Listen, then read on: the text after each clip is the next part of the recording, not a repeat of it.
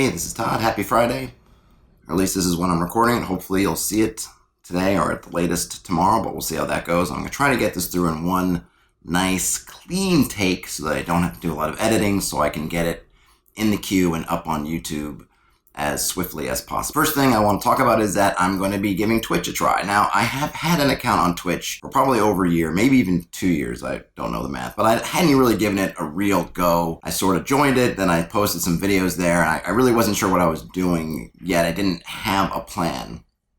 So I pretty quickly discarded Twitch and just was posting straight to YouTube. Now, I've decided to give it another try. I feel like I have a better idea of what my strategy is going to be, or at least what I think my strategy is right now. Obviously, subject to change as my whims and my thoughts develop. It's not really going to change much from a standpoint of what's going to happen in the channel. You've seen, I think by the time I've put this, or by the time I'm speaking now, I've done 2 stream type videos. The first one I just streamed just kind of as a test, didn't actually run it through Twitch, but I recorded it as I would a stream. And the second one is a true stream that I threw on Twitch, or I did through Twitch first and then uploaded to YouTube with minimal editing and just adding some, titles and things, end screens and things like that. Now, I haven't exactly decided what type of stuff I'm going to do straight to YouTube and what type of stuff that I'm going to stream first, but that's probably a good look if you look at those first 2 videos of the kind of thing I'm going to be doing. I'm going to do some read-throughs of rule books and source books. It's just a nice way that if you're interested, some of them you may know. Black Hack 2nd Edition, which I did, is pretty well known if you follow OSR type stuff. Other ones might be less well known. I might also go through some classic modules, just to read through, kind of talk about the highlights. You're welcome to join in, ask questions, pull out your own copies if you have them, discuss. Hopefully that, right now, obviously I don't have anybody following on Twitch, so there's really no one in the videos, in the streams but me, but hopefully as it develops and some people join in, we can get some conversations going and try to get that conversational tone to those videos where we can break things down, talk about them, what interests you, what interests me, go through them. More, in a sense, formal videos like this will go straight to YouTube, and then stuff that's on Twitch will filter to YouTube probably the next day. I think that eventually if I'm able to get enough going and get into Twitch's programs, then I think they require a 24-hour delay, which I think is why you see that in other streams that go to YouTube as they wait a day and go. So I'll probably just follow that formula to keep it straight. Plus that gives me that day to, as a truck passes outside, it gives me a day to do things like do some editing, do some re-encoding. Again, I'm probably not going to edit the streams a lot, add, title screen, end screen, that sort of thing. But I'll try to, if there's anything too distracting or if I get too bogged down, I might cut some of that stuff out of the YouTube one. If you're interested in, say, the extended, pure, unadulterated version, you can always go into Twitch and find that. So I will put a link to the Twitch channel if you follow me here and that seems like something you're interested in. I'm not sure what my schedule is going to be on Twitch. It might start as being sort of up in the air, just kind of as I have time and I have strength of purpose. I might just hop on there, or I might try to develop a schedule, but please find me. Love to have you on board following, and hopefully you'll tune into some of those videos. So that's the first thing. The second thing, there was a really good discussion I had with a bunch of different people on YouTube. I think it's either last week or the week before now, as time flies away from me, about Aarokocra and how they either are overpowered or need to be nerfed or should be excised from the game or whatnot. There's a really good discussion. I don't know how friendly Twitter is for searching back through those comments. My point of view on Aarokocra was that, hey, look, Flight, it's not that big of a deal for one party member. And what I meant by that was, I guess, I don't find it game breaking, but people did point out some issues that could come up. I don't know how much of those issues are edge cases or not. I feel like sometimes people get caught up in, if you take a certain sequence, like this race, this class, this feat, which is what the Aarokocra thing, if you go follow these steps and look, you have something very overpowered potentially. And I would say that if you follow those paths and someone who is intent on maximizing and, power gaming through that, maybe that's what they're programming to do that. But number one, you might have a lot of players that want to play Aarokocra that are blissfully unaware or have no no idea, no intention of using this powerful combo. And so what the powerful combo was in this one was you play an Aarokocra, and I don't know if there even any particular class was involved, but it would probably be most serving one of the martial classes, maybe fighter, maybe ranger, maybe, I don't know, probably fighter, maybe rogue. But what the overpower comes is if you, I think by 4th level, you get sharpshooter. And what sharpshooter would allow you to do is you could sit 600 feet away from the combat, and as an Aarokocra, you can be flying 600 feet straight up. You ignore half cover and 3/4 cover, and you don't have to fire with disadvantage. So you can be at far range, no disadvantage. You can ignore almost all cover. So what does that look like if you're running a game with Aarokocra? They're 600 feet up in the air, which is a very hard place for you to touch in many circumstances. Though, again, they're not the only ones that can fire, let's say, their longbow. I think the idea was using a longbow from that range, but they don't have the disadvantage. And if you have cover against them, it better be full cover, because otherwise they're getting through. And this was seen as being game-breaking. And it certainly is game-altering in the sense that, yes, this Aarokocra is out there, and he's basically just going to be rolling attacks and damage, and unless you are going to divert things specially to get them, then there's going to be up there kind of as a turret, in a sense, right? But of course, there's a bunch of downsides and a bunch of caveats that go along with that. Number one, they're 600 feet back. And I forget what their fly speed is, but even if it's 40 or 60 feet, that's a long ways to get back from being that far away in terms of combat rounds. So anything that's going badly, or even if it's going super well and there's some time-sensitive piece, they are far removed from being able to affect it. They're way out there. The second thing is that if you're indoors, if you have, if you're in a situation like there's forest cover and that kind of terrain, potentially overhangs from rocks, if there's clouds, low-hanging clouds or fog, you've basically neutralized that Aarokocra. Now, of course, in the verisimilitude of a campaign world, you can't suddenly have everything taking place in craggy or under craggy overhangs and in the deep jungles of Cholt. Well, I mean, I suppose you could, but obviously it would seem awfully weird if there was always a fog, or there were always clouds, or there always was a flying dragon nearby to catch them. So I get it from the sense that it puts the GM in a bit of a bind if you're looking at combat as this is the goal of my day. If the goal of my session is this combat, and it is not just the means to something else, like, oh, these goblins are blocking us from getting to this destination, that fighting the goblins is the thing, then having this essentially a turret at 600 feet away that you can't stop without really changing your game, potentially. And you could take your chances just having regular longbowmen fire at them and just going with the disadvantage and seeing what happens. If you have enough of them, if they're masked, maybe that will work. And there's plenty of reasons to have masked longbowmen, so obviously that might be an option. But in other cases, it might not be. It's a frustration. I think other GMs were frustrated with the fact that, hey, they're flying over all these obstacles that I'm putting down. They can ignore difficult terrain, was the complaint that I saw. So yes, I think they could be difficult. And I guess when I was posing my Twitter post, I wasn't trying to say that you can just necessarily integrate Aarokocra and there will be no work, that there will be no things you could do. My point was that the work is probably good work. And I think what I mean by that is that it's working on your creativity. I don't feel like if I'm thinking up a scenario or I'm looking at a dungeon, that this piece of difficult terrain is the thing. Like, here's the hook, is this, I don't know, whatever this difficult terrain could be. Let's say it's boggy, it's shallow, but it's kind of a boggy marsh that they're going to have to be, and their movement's going to be halved, and they could slip and fall and all this stuff. And now you have one guy who, flying around, doesn't have to deal with that. Okay, that's one guy. I'm not concerned if I have 5 party members and the one Aarokocra gets to fly to the other side and hang out and wait. Hey, good for him. Let him hang out and wait. Unless he can come up with something to help the other 4 guys. Those 4 other guys, or gals, or things, or they still need to deal with it. So what's really happened is just one guy's gotten a bit of a pass, which is no different than if you had a ranger in the party and he can ignore difficult terrain, then he gets a pass. I still don't really understand. So what's the problem if one guy gets a pass to difficult terrain with this class feature that they have? I don't know how many dungeons I've been in where I felt like flight was the thing that changed it. Yeah, sometimes you run into a pit or there's a ravine, but most dungeons are, 10 or 20 foot high ceilings, 10 or 20 foot wide corridors.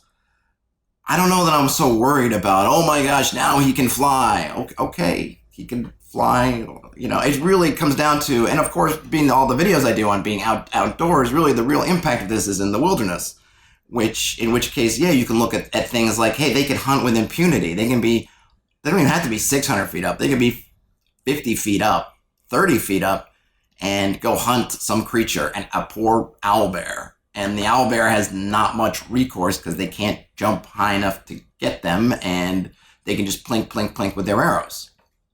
Yes, that is definitely a way that they have an advantage. Of course, from the owlbear's perspective, number one, like most animals, I think if they look at something and they realize that they can't get to it and it can get to them, which I don't think takes a lot of mental calculus for them to figure out. I think an owlbear or any creature like that would know, like, well, I can't jump up and get him, and he's doing things to hurt me. I'm going to run somewhere. And they're going to run somewhere, maybe to their lair, maybe somewhere else where they have cover. They're away from this flying thing. And if they do that, if there is cover, now, of course, you could be you're in the Great Plains, and there absolutely is no cover. It's just like freshly mowed grass for hundreds of miles. Okay, well, then I guess you just give the Aarokocra their buffalo version of owlbear kill. Or you make them chase it. Say, okay, well, this owlbear is just going to go running. Aarokocra, you're free to chase it as far as you want, but how far is that taking you away from everybody else? And maybe you have to find them again, and you could get lost. There are risks if you just go chasing some prey over and over again, or, over further and further distances, and you haven't made allowances. That's certainly something. But yes, under certain circumstances, that Aarokocra becomes invincible to certain creatures. I guess you just have to give it to them. But the thing that what this made me think of that I didn't really get a chance to post on Twitter was not so much this tactics. I've seen variations on these sort of tactics before. What bothers me about these tactics, so I was saying, on the one hand, I think, you should probably just let the Aarokocra have it. And if some power gamer gets the pact where you think they're going down the path of the sharpshooter, they're going to take a long way, they take sharpshooter, they're going to sit 100 or 600 feet, and it's going to be really annoying, and I just hate it. I think there are ways you can do that. One, you can look at sharpshooter, and one, I think, easy fix I thought was just to say with sharpshooters, you cannot be moving or move during a turn that you're going to sharpshoot. It's like you're taking that still, careful aim. And I would say as that movement would obviously include flying, and depending on, I know some people seem to play this differently, is hovering. Because you have to be still, and hovering you're not stilling. You're floating sort of, but you're not perfectly still. You can even say that maybe you got to brace yourself. They'll probably, I would just say, look, you got to be still. Which means that I would give it to levitation, that's magic, and levitation, I feel like you can be still, but hovering, you're floating around, which would play havoc with any kind of aim. Just doing that itself, making that little addendum to sharpshooter, pretty much neutralizes the Aarokocra sharpshooter thing. So that's one thing to do it. And I also always feel like, as a DM, if it's for your setting, I don't feel like you have to use everything that's in the books. I think if you want to make a setting that's all elves, or all dwarves, or no elves, or no dwarves, or no Aarokocra, or no Yuan-ti, or any creatures you want them in or you don't want them in, playable or unplayable, I think you're free to do so. The only thing that I think you should do it from a setting standpoint, not because you're afraid of what the species brings to it. You feel like Aarokocra would really fit in your setting, really great, but you don't want to make them playable races because they fly, and you feel like flying is cheap. As always, look, your table, do what you want. I think that, to me, I would think that's not a great reason.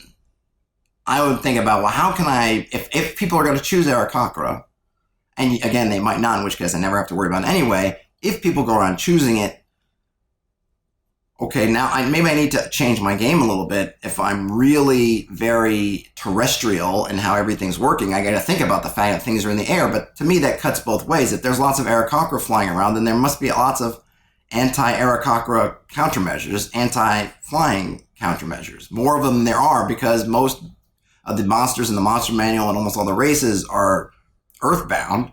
Then of course you don't have to worry so much about the air. But if we're going to say that there's a lot of flying bird people around, then that's going to change my world. And how might that affect my world? And I think that's totally fair. And I would say that to someone. If I had planned this world out and someone goes, I really want to play Aarokocra, will you please let me play one? I'm going to say, okay, but but I hadn't really factored them into my world. So now I'm going to factor them in, that there are kingdoms, potentially nations, whatever. Or maybe I say, okay, you're very rare, which means that you're not going to have these things, but then people are going to look at you strangely, or they're going to, whatever.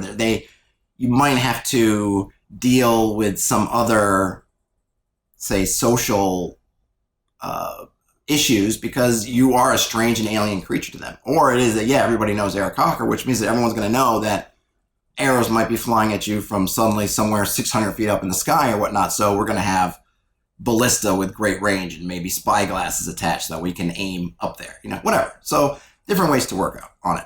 But really the thing that, on the other side, this thing that made me think of is I don't like these techniques that basically allow you to play one-man games. What do I mean by that?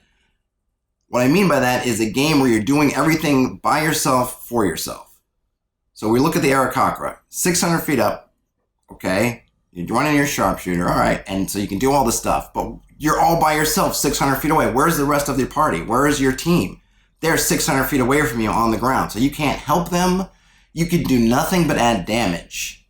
And maybe during combat, you think, well, that's good enough because this is damage that they're not, most part, going to be able to take away from us. So yeah, do the damage. And you do that. Okay, what happens if people start going down? You can't get in there to help them. If your fighter goes down and suddenly the wall between your squishy casters and the enemy units is gone, you can't help them. You can just plink, plink, plink for whatever damage if you hit. But that's not stopping the orcs that are on the ground from going and just destroying the rest of your party. You're not there. You can't do anything. All you're doing is doing this little 600 meter feet, away little dance for yourself. I prefer things where you have to work together. And I know that there are downsides to that. When 4th edition came out the first time I played it, I looked at the Warlord and I loved it. I know a lot of people love the Warlord concept. I'm right there with you. I dug it. It was like this martial support class where you're moving other people around. You're telling them, hey, you take my attack and you attack, and you get this little bonus, and we could do this, the chessboard back there. And I was playing with, I think, a pike or some kind of pole arm, and I was from the 2nd rank, and I had all these grand plans. And guess what? When everyone's cooperating, they work great. But I remember a couple times our party rogue was a bit of he went to the beat of his own drum, let's say. And a lot of times he wasn't cooperating with my grand plan. I'm saying, yeah, you go over here and you can get your sneak attack and I'll be able to help you with this and that. And he would move over. He would get his idea, his turn would come up and he would get a different thing going on in his brain and he would go off to do his thing, which, hey, is totally great. But you know what? Then that suddenly my great action was reduced to nothing. So I get that there are dangers when you're tying everybody closely together. But the idea here is you're a party, you're a group. You should be doing things together. The fighters should be supporting the casters. The casters are helping support the fighters. You have the cleric that's in there and doing these things. And, you're all doing this together. And now you have one guy who's way back there.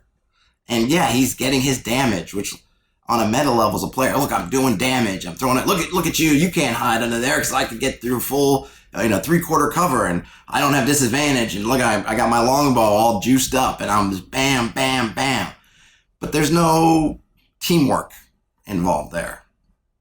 So I think for me, even though I've just been said a bunch of stuff supporting their right to do this, as a GM, as a player, I don't like it. I like to play rangers. I like to be people who shoot from afar, but I always felt like, obviously, playing regular rangers in older school games, you can't be super far away and be really effective. So I'd always be trying to hunt for cover and get my couple of shots off with my bow. But I was always in range of other people where, I remember sometimes tight battles where I'd have to drop my bow and draw my sword and charge into the fray because our fighter was in trouble. They'd gone down or something else was going on. And I had the flexibility to do that. Yeah, my preference was to stay back with my bow, get behind cover fire, and just try to bedevil the enemy and take out targets who might be, out of reach of the other party members. But that wasn't my whole shtick, and that wasn't just me doing it all by myself. If I needed to, I could get in there. If I needed to go and revive somebody, I could get down there and revive them, feed them a potion. If I had to get into the mix, I didn't want to. As a player, I could feel it in my belly, like, oh gosh, is this the time I'm going to go down? Because I wasn't, not heavily armed. I don't have it, but I could do it, and I would do it. This 600 foot away Aarokocra, when the call comes, we need you. I don't know how many turns. I mean, you could calculate maybe 2 or 3 turns of dashing before they get there. I don't know, but That's far, and you have to maintain that distance. If you're going to be ready at any time to be at your 600 feet, you can't be with the rest of the party during the travels. If you're overland, you want to be at already basically 600 feet away, flying in your big circle, waiting to see if anything shows up, so you can do that. Because it's no good if it takes you 3 turns to get up there. You have to fly, and then you fly. You gotta, because it takes so long. If that's your shtick, and you want to make sure you're out of range, and you got to get up there, then that also limits you what you're doing. So then, how are you communicating with the party at 600 feet away? How obviously these things can be overcome, and certainly as you go up levels, they do get overcome, and that stuff, the whole problem sort of goes away because other characters will have access to things like flight and whatever. But from that first part, when you might get it at 3rd level or 4th level, whatever it is, it just takes away the teamwork. You're playing something for yourself. It may feel good to you yourself to look at me. I'm impervious from danger and I can strike at will. But from the teamwork perspective, playing as a team, I find it very unsatisfying as a player and as a GM. So I thought I'd talk about that because it's been on my mind. Whoa, looking at these notes, I wrote them in cursive and my eyes are starting to go, and boy, it's tough. Let's see what I got here. Oh, so one of the other things, so I basically had 3 bullet points I was trying to go over. The second one is this, I hear this a lot, I don't know, lately, I'm sure it's been around forever, DM is God. Like, I've seen on Facebook, how do you feel about DM is God? On Twitter, I don't like DM is God, or I believe in DM is God. I don't remember really hearing that a bunch until somewhat recently. I never heard it. I guess the thing is that I always felt like it wasn't so much the DM. Well, one, I mean, in the fictional sense, the DM is God in the sense that he speaks for the whole universe apart from your PC. So that's, in the fictional universe, I mean, that is kind of if there was an overarching God, that's pretty much what they would be doing. But that's not what people mean. They mean on a meta level as far as the GM makes the rules, sets all this stuff up, and you have to, essentially there's no choice but to listen to them. And that's taken as DM as God, which seems overly negative to me. And obviously people have bad experiences of it, like the term railroading. It just takes on a bad connotation because when people talk about it, it comes from speaking from bad experiences. So I get the whole GM is God when they've had bad experiences of the DM basically saying, hey, it's my way or the highway kind of thing. And that, rankling people, ruffling people's feathers. But the way I always looked at it was that the DM was kind of the first among equals. And I thought that the best way to look at it was, I don't know if you've ever had your friends over or been to a poker night. And I've been to, my cousin used to do these sometimes. They were a lot of fun. You'd bring a bunch of, we were small time just playing for fun. So it was like pennies, dimes, quarters, I think we would play. And there's no pressure. We're not trying to make money. We didn't want anyone to get really frozen out of games because they didn't want to spend more than they wanted to. Just a way of, having something to bet with where it's still fun and low risk. At any rate, what happens in these kinds of games is that whoever's the dealer rotates around the table. So I'm the dealer for one game, then maybe whoever's sitting next to me is the dealer for the one game, the dealer goes around. When it's your turn to deal, you would pick the game and you would pick any particulars about that game. So you say, okay, we're going to play 7-card stud, aces are wild. Great. And you would play. And the way I'm looking at it, the way I think about it is the DM is the dealer for that game of poker. Now, game of poker is not that long, and a DM can be DMing. Some of them are, permanent DMs and DM for years.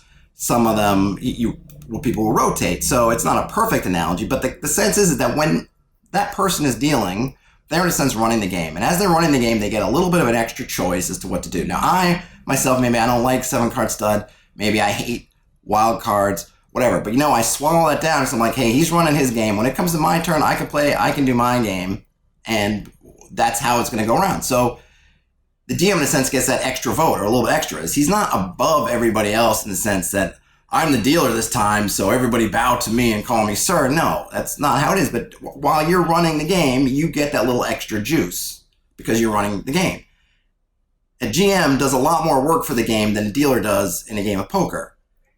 So I always felt like, well, it's natural that they get a little bit more say because if I'm doing a homebrew setting, I'm done all the work to make the setting. I'm doing all the work to prep the games. So if I get a little extra say on that, that's fine. And I'm not even saying that just as a GM. I'm saying as a player. I was like, great. Whatever your game is, I'm happy you're running a game. Let's go. Now, I know that sometimes the decisions that can be made, now I also think that everything should be a conversation. And I think sometimes that the dictatorial style rankles some people. Sometimes it doesn't. I was watching a Matt Colville, one of his recorded sessions, and at one point he says at the end of the game, hey, I'm going to try this next week. We'll see how it goes, and I'll run it until I don't like it anymore. And that seems very dictatorial. Oh, he's just saying we're going to try this rule, blah, blah, blah. But he's going to talk to the players, and if the players don't like it, they're going to object, and then he's going to listen, and whatever. So it's more like maybe it comes off as dictatorial sometimes, but for the most part, I think what happens is the GM's going to say something and throw it out there, and then it's going to be that conversation. I really don't like that rule. I think that's going to lead to this or that. And eventually, you're going to come to consensus. And I think a lot of times the GM, if everybody has consensus against it, maybe they'll say, hey, look, we'll try it anyway. And I think that's kind of the DM's prerogative. Let's try it. Because sometimes you don't know until you do try it, and then it either works or not. And sometimes as the excuse me, as the GM, you have a great idea. You just can't get out of your mind until you try it. So I get it. Everyone around you saying it's bad, you want to try it. You try it, it's bad. Everyone tells you it's bad. I think most GMs will reconsider. And if they don't, you have an out as a player, is you don't play the game. You find another game. You find another dealer. Or you say, I'll run a game and, hey, play with me. I mean, you have an out. But as we all know, which makes it such a thorny issue, is there are usually way more players than there are DMs. So you don't feel like you can just say, you know what, I'm going to find a new DM, because you might not. And you might like a lot of other things about the game. You might love this might be your best friends that you're playing with, so you might not feel you can leave. So you feel like you're in a bind. And then you say, the DM's just acting like he's God. And I'm sure it happens. Thankfully, maybe I haven't seen very egregious things in my own experience of the DM just being, I'm God. I felt like people are very reasonable. But I have seen online people say my DM insists on this thing and it seems like a really terrible idea. Talk to them. But the other thing I think comes up is that a lot of people are talking from their own perspective. So you have 5 players and one guy insists he's playing an elf and the DM says, hey, I'm playing a no elf game. And that one player goes online and they're saying all this stuff. Oh, DM is God. I can't believe they're doing all this, blah, blah, blah. And people will chime in, oh, yeah, I can't believe they're doing that, blah, blah, blah. But the thing is, you're a group of essentially six people at this table. The GM, 4 other players, and then one guy. And it's one guy who doesn't want elves. It's not consensus. It's not 5 players all want elves on the table and the GM is standing against it going, no, no, no. It's one player. So at that point, who's the tyrant? Who is attempting to be the tyrant? Is it the GM for saying no and everybody else being down with it? Or is it the one person who's just insisting on it and won't let it go and just say, hey, okay, cool, no elf game. I'm okay with that. And I would say that sometimes, yes, people, you want your choices, you want your things, but, try something. Don't be the tyrant of the individual who feels like I'm not getting everything in the books or I'm not getting this homebrew that I want and I'm just going to stamp my foot, but they're being unreasonable. They're being DM as God because they're not giving me what I want. That's a bit unfair.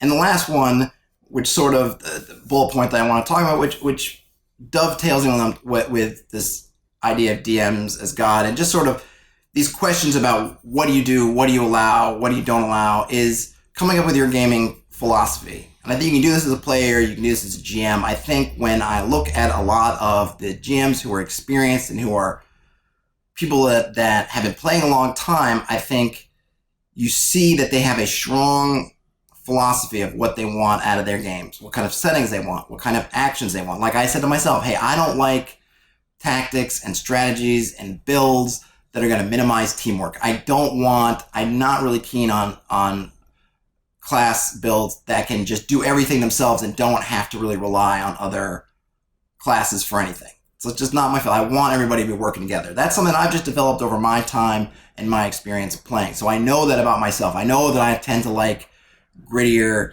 sort of toned down settings. I like sandboxes. I like moral dilemmas. Things like that. I know that about myself. And so when I'm looking at things, the lens to what I am talking about stuff and I'm looking at stuff and I'm playing stuff and I'm coming up with what I thought is all through that lens. But you have to develop that lens. I've been playing in various forms and in gaming world for a really long time. So I've had a lot of time to develop these philosophies. And I often look at the questions I see posed, whether it's at Reddit or Facebook or Twitter, and it's by people who I think haven't yet developed their philosophies or these things that they believe in as far as how they want their game to be. Either they haven't thought about them or they haven't developed them or both. Because often I think that what really people are looking for when they pose a question is not really the solution. It's permission to do the solution they always already had in mind. Like, hey, should I do this to the party? And I think that probably they have that answer, whether it's yes or no, already. But they're not sure enough of their conviction, which I guess is maybe when I talk about philosophy, it's like your gaming convictions. They're not sure enough about your gaming convictions to make that call. They feel like they need I hate the term hive mind, but I see it posted a lot. They want to look at the majority of people out there. They want all these different voices to kind of encourage them, to show them that it's okay, that, hey, this thing you think, no, you're right to do that. And of course, sometimes it's to pull them back and say, no, don't do that. Obviously, there are lots of ideas that are incorrect. But the more you develop your convictions, I think the easier it will be to handle a lot of things in your game, making the decisions, being comfortable making the decisions, how you deal with things that, because obviously the rules and everything, regardless of how complete and complex your rule set is, there's going to be things outside that. How do you deal with those things that come up? Those convictions, that philosophy is going to be super important. If I like toned down, kind of pseudo-realistic things, then that's going to influence when something rule of coolish comes up, how I want to handle it. Because something gonzo, I'm maybe not going to be down with, because I'm not looking for gonzo in my game, in my setting. And I'll know that to be able to talk about it in session 0 to make sure that everyone's aware of it. And also how I deal with it in the moment in a way that's going to make sense to the players, and not just, it won't feel like it's coming from just like my fiat out of nowhere. If I say, listen, these are these things, and I can go through that, then I know that about myself, and I know it in a way that I can communicate it verbally, I can speak on it to others, means that I can make decisions that make more sense and are knowable to everybody involved. So that said, so in saying that, I guess what I'm saying is not only to have feel like in the back of your mind you have some vague feeling, but really it might even be worth your while to think about it, to spend some time thinking about what your philosophy is, what your gaming convictions are, maybe even write them down as a great first step. If you're thinking about running a campaign, think about the things that you want out of it. Think about the kind of general, if you can take maybe specific things and say, okay, let me generalize from those, what kind of things that I want. And you can develop this, being able to speak about and communicate it, then it makes everything easier, because you'll know where you're coming from, and you'll know that ground is sort of firm because you'll have established it. You'll be able to communicate it to everybody else, so that you could say to somebody, hey, listen, I'm running a low fantasy, gritty, pseudo-realistic game. I'm not going to have a lot of gonzo. I'm not going to have a lot of crazy. So that's going to flavor what you guys are trying to do. Think along those terms. But I love socializing. I love use of your social skills and bringing up, hirelings and all this stuff. I love that kind of economics and the social stuff of medieval situations and feudalism. So use all that to your benefit, but I'm not going to be in with super crazy stuff, and I'm going to be keep tight reins on, say, what spells can do. Hey, I was able to tell that to you. Now you have a good idea of what my game is like. Do you still want to play? Yes, no, that's fine. Do you, now you'll have a better idea as a player of what will fly in my game versus what won't fly in my game. All that stuff. But you got to be able to, before you can find the players and make the games that you want, either as a player or GM, you have to be able to communicate the things that you want out of it. So, gaming philosophy or gaming convictions, think about them. Maybe this weekend, if it's, if you want a little exercise for the weekend, think about the things that you want out of your games, whether you're playing them or running them. Think about how you can sort of compress into a nice, neat, maybe bulleted list of, 5 or 7, 10 things. And if you decide to take that challenge, hey, send it to me on Twitter. I'll throw my Twitter down there, and I'll also post it on Twitter and see if anyone bites on it. But that's all I have for now. Thanks for watching. Oh, I always forget this before I go. Hey, look, if you like these videos, if you want to support me, please give it the thumbs up on YouTube. Hit the subscribe button if you feel like it, and there's a little bell to let you get notified. I don't post tons and tons and tons of videos. I try to do, ideally I'd like to do one every 5 out of 7 days, one a weekday, but I haven't really gotten to that level yet. We'll see how that goes, but it really helps keep me going. It always lights up my day when I see somebody new subscribing, or I see someone hit me up on Twitter, Facebook, whatever. So please do so if you enjoy these. I don't think I bother too much. I try not to get too much on the self-promotion, but, the only way to grow the channel and to get more and more and do bigger and better things and throw more resources and throw more time at it and everything else is to get it growing. So help me get it growing, please. Other than that, have a great weekend. We'll talk to you later.